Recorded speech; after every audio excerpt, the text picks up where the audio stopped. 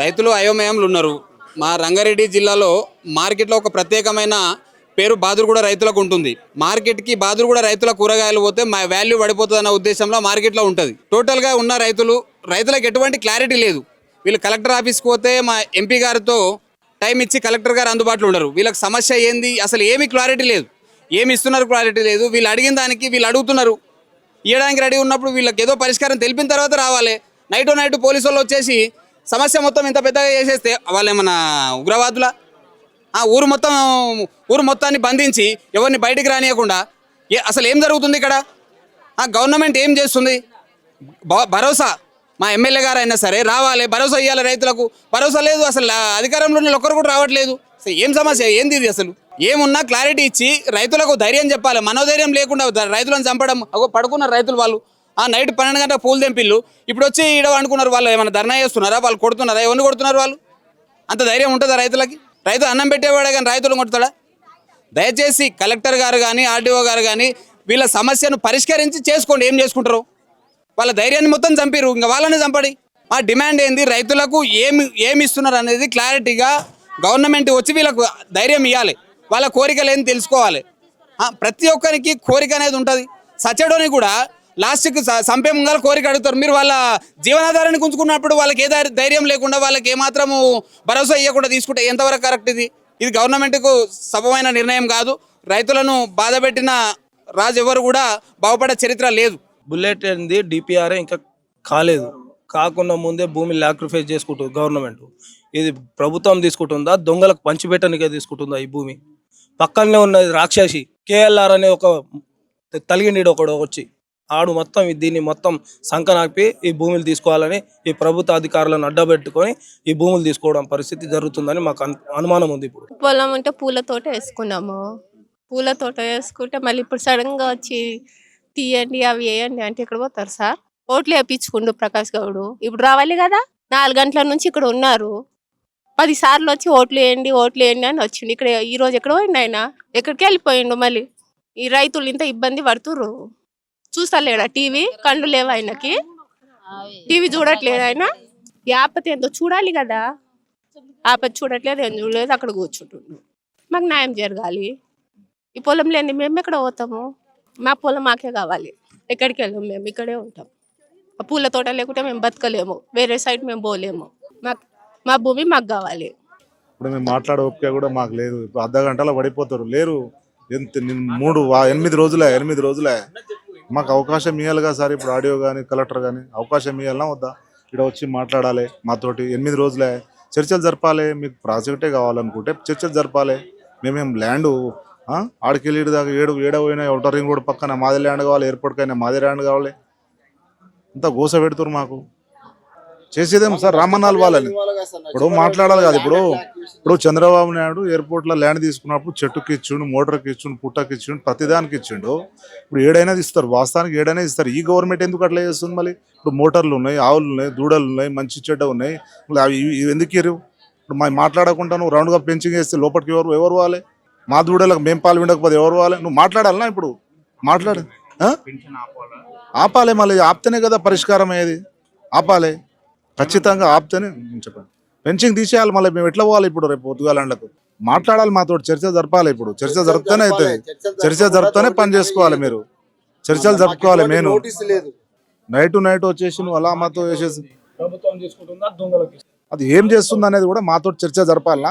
నీకు ల్యాండ్ కావాలంటే మాతో చర్చ జరపాలి. నువ్వు జరపలేడు. 8 రోజులే మేము కూర్చొని. ఒక ప్రభుత్వ అధికారి లేడు. మాకు భూమిలో ప్రాబ్లం ఉంది. ఆయన ప్రకాష్ గౌడ్ రావాలి, మాకు సాలరీ చేయాలి. మేము చాలా ఇబ్బందులలో ఉన్నాము. తిండి లేక తిప్పలు లేక ఈడ ధర్నా చేస్తున్నాము. రావాలి ఆయన. భూముల కోసం మా భూములు మాకు కావాలి. గులాబీ చెట్లు పెట్టుకున్నాము, ఆ పూలు తెంపుకుంటాం, బతుకుతాం. మాకేం లేదు ఇక ఆధారము. రావాలి వాళ్ళు. ఆయన రావాలి, భూములు ఇచ్చి ఏదో ఒక మాట చెప్పుకోవాలి. ఆయన ఎందుకు ఇంట్లో దాగుడు మూతలు? ఆయన ఈడ చిచ్చుని తోలుకొచ్చి ఈడ పెట్టిండు, ఆడ దాగుడు మూతలు ఆడుతుండు. ఆయన రావాలి. ప్రకాష్ గౌడేమో ఆయన 20 సార్లు గెలిచే అబద్ధాలు చెప్పి 4 సార్లు గెలిచే ఇదివరకు రాడు ఆయన. పొద్దుటి సంది ఈడ అవలగాల లేక ఈడ కూర్చున్నాం మేము. ఆయన ఎమ్మెల్యే కూర్చొని ఆడ ఇంటికాడ కూర్చొని లేని చిచ్చులు పెట్టి ఇక్కడ అందరిని తోలిచ్చి పోలీసు వాళ్ళని వాళ్ళని వీళ్ళని మేము ఆలత లేకుండా కింద పడిపోతారు మనుషులు రావాలి నువ్వు ఏదన్నా ఒకటి చెప్పుకోవాలి. ఈ భూములకే సార్ ఈ భూములదే ఇట్లా 9 రోజుల సార్ ఇలా పడిసి వచ్చిన కానీ ఏం చెప్తలేరు. ముఖ్యమంత్రి రాలే, మాకు ఎమ్మెల్యే రాలే, ఏం చెప్తలేరు సార్. ఇక ఇట్లనే మేము ఏడ్చుకుంటా తుడుచుకుంటా గిట్లే అట్లా వెళ్ళి వచ్చినాం. రింగ్ రోడ్ కొంట వచ్చినాం మూలరికి. వీడికి రావాలంటే గిట్టే రానిస్తలేదు. శాత కాక కాళ్ళ నొప్పులతో సస్త బతుకుతూ వచ్చినాం. కొడుకులు పెడతారా మాకు? ఎవరు పెడతారు? బిడ్డలు పెళ్లిలకు ఉన్నారు. మేము పొలం మీదనే అప్పులు చేసుకొని కన్న కష్టం చేసుకొని బతుకుతున్నాం. మేము బావి కాడనే పూల చెట్లు ఉంటాయి, మాకు ఆడనే రూమ్ ఉంటుంది, లేబర్ ఉంటారు, మేము చేసుకుంటాము. కూలలో పెట్టుకొని అట్లనే కష్టపడి బతుకుతాం సార్ మేము. మరి ఎట్లా చేస్తుండే ఈయన ఇట్లా చేస్తే ఎట్లా చేయాలి సార్ మేము? మాకు ఒక్క మాట తెలిస్తే ముందు అవునని హుషారు వాడేనన్నా ఇంత అమ్ముకొని నన్ను కొనుక్కుంటుంటాం. మళ్ళా మేము అట్లా చేయలే, ఇట్లా చేయలేదు సార్. మాకు కావాలి, మా పొలాలు మాకే కావాలి. ఎంత ఉన్నా సరే, ఎక్కడున్నా సరే మాకే కావాలి. పొలం మీకే కావాలి, మా పొలం మాకే కావాలి. మళ్ళీ మాకేం చెప్తలేడు ఆయన. ముఖ్యమంత్రి చెప్పలే, ఎమ్మెల్యే చెప్పలే, మాకెవరు చెప్తారు? ఇంకా న్యాయం చెప్తే మళ్ళీ ఇదమ్మ మీకు ఇస్తాం అన్నది అయితే ఎంటలేరు కాళ్ళు.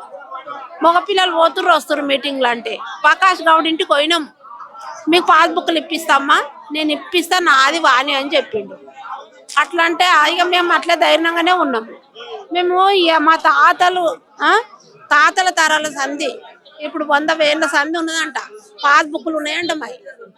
కానీ మాకు తెలియదు, మా అత్తలు మామలు అందరు చేసేస్తాం సార్.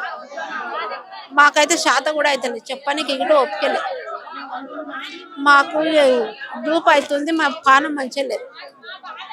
9 రోజుల సంస్థ మరి ఎట్లా చేస్తాడో. గవర్నమెంట్ అంటే గవర్నమెంట్ మీరు న్యాయం ప్రజలకే చేస్తారు కదా, మళ్ళీ అట్లా గుంజుకుంటే మేము ఎట్లా చేయాలి? ఇక మళ్ళీ తీసుకుపోయి నువ్వన్న నడుపు బొమ్మల మా పిల్లల ఏం పని చూపిస్తాడో చేస్తాం. మళ్ళా ఆయన రావాలి కదా. ఇప్పుడు ఎమ్మెల్యే కానీ ముఖ్యమంత్రి కానీ ఏదో ఒకటి చెప్పాలి కదా ఆయన. మాకు చెప్పండి, మేమేమనుకోవాలి? ఏమనుకోవాలనో ఏం అర్థమే అవుతలేదు. చావాలే తెలియదు, బతకాలే తెలియదు. ఒక్కరం చచ్చిపోతాం. పిల్లలు మాకొక్కరికంటే ఏదో వచ్చి పుట్టుకున్నా చచ్చిపోతాం. మా పిల్లలు ఏమైపోతారు? గుండె వాళ్ళకి మా అమ్మ చచ్చిపోయింది అనుకుంటారు, ఊరుకుంటారు. ఏం చేస్తారు? ఇక 2 బిడ్డలు, నాకు 3 కొడుకులు. మళ్ళీ నా బిడ్డ పెళ్లికి ఉంది, నా కొడుకులు 2 పెళ్లిళ్ళ కొర్ర. ఇంకా 2 చేసిన, ఒక బిడ్డది చేసిన, ఒక కొడుకు చేసిన. నాకైతే గిట్లుంది పానం, వశం అయితే లేదు. ఎట్లా చేయాలి మళ్ళీ సార్? నేను అప్పు చేసుకున్నాం దాని మీద, లేవని పెట్టుకొని. నిన్న నా చెట్లు కటింగ్ చేయించి అది 50,000 అయినాయి. నెలకు ఆరానికి నెలకు 20,000 వాళ్ళకు జోడికి వాళ్ళకి ఇవ్వాలి. వాళ్ళతో చేయించుకోవాలి, మేము చేయాలి కష్టపడి.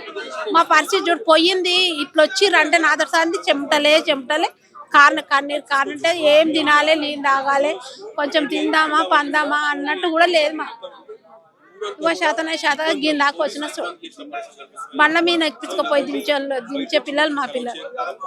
కానీ ఇప్పుడు లేకుంటే మాకు ఎవరు చూడరు కదా సార్. నాకు వాళ్ళే చూసుకుంటారు. మా పరిస్థితి ఏంది? మాకేం చదువు వస్తుందా? మాకేమి రాదు. చేసుకునేదే కన్నా కష్టం. అవి ఆవు పాలు విండితే కూడా అక్కడికి వెళ్ళి ఇక్కడ దేనియకపోయి. ఆవులు ఉన్నాయి, 2 పాలు ఉన్నాయి, 2 ఆవులు ఉన్నాయి.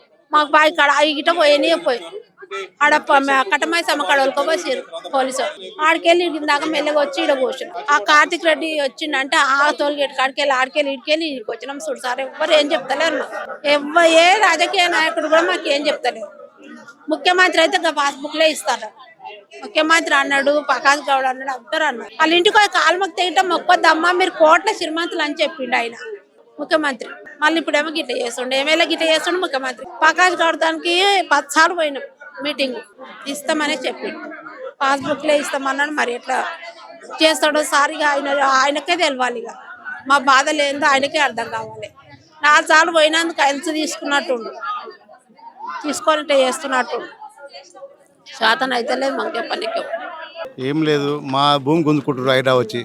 దానికోసం కొట్లాడి ఆస్తికి వచ్చి ఏం చేయలేకపోతున్నాం. అంటే మీ ఒక డిమాండ్స్ కానీ మీ యొక్క డిమాండ్స్ ఏమి? భూమి అంతకు భూమి ఇవ్వమంటున్నాం, వాళ్ళు ఇవ్వమంటున్నారు. 500 గదాలు ఇస్తారు, ఏం తీసుకోవాలి? 500 గదాలు ఇస్తే ఏడిస్తాడో తర్వాత విషయం. ఇస్తాడు, మేము వాళ్ళ ఇద్దరం ఒప్పందం అయితే కదా ఇచ్చేది. ఇద్దరం ఒప్పందం అయితే ఏదైనా మాట్లాడు. రైతులు ఉన్నారు, చర్చించాలి. 10 సార్లు కానీ 20 సార్లు కానీ మీటింగ్ పెట్టాలి, మాట్లాడాలి. అందరితో చర్చించి రైతులకు న్యాయం చేయాలి. అసలు రైతులకు న్యాయం కాదు, మేము గుంజుకోవడం ఒకటే. చర్చ జరిపారా లేదా? జరిపిన 2 సార్లు 3 సార్లు జరిపినాం కానీ మళ్ళీ చర్చ జరగలేదు. మేము చర్చ జరగని ఈడ నిరాదీక్ష చేస్తున్నాం. ఆఫీసులో ఈడ కాలేదు, మేము ఈడ ధర్నా చేస్తున్నాం. రావాలి, ఎవరు రాలేదు ఇప్పటి వరకు, ఎవరు రాలేదు. ఇప్పుడు వచ్చి హైదరాబాద్ వచ్చేసి పొద్దున్న 4 గంటల సార్ మొత్తం ఊరు మొత్తం చుట్టేసింది. ఇక్కడ వాళ్ళు అక్కడ జామ్ చేసేసి ఇక్కడ మామూలు కూర్చుని పెట్టి ఇచ్చేస్తాం.